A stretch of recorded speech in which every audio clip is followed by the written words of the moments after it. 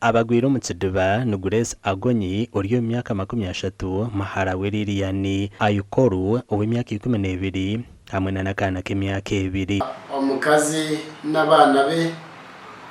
abongi w'emyaka 3 na muhara w'emyaka 12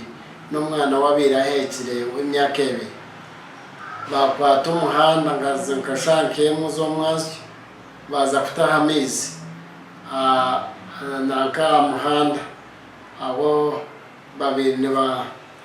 kirakuta amezi Ekiihangwe eki kibiro mu kyaro kya Nyabagoma omugombora ya Budongo omuri district ya Masindi iba waye nawe ya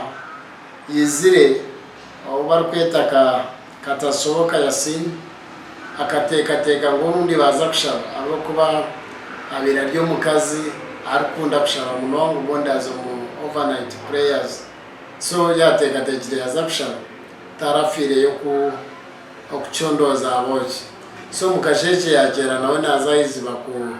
ofutamizi abo kwa karira tena mizo munju mubo kushanga emitumbi erya amezi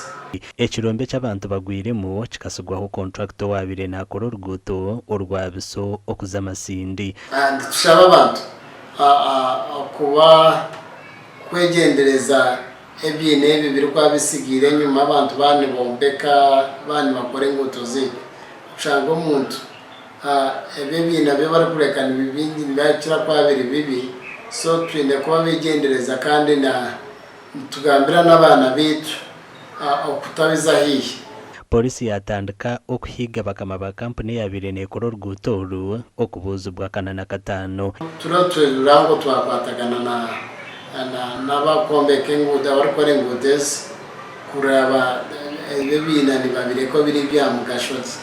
ti abo byatandika kwita abantu kimayisa bine kutugambira ababine mejazo bakwasa kuteka okurango abantu bitu tibagwa mu bitibe emitumbi yona polisi ejihiro mizi yajikwasa abanyabuzare kuza kuzika amakuru agagasha kwa Ambrose niwagaba katoto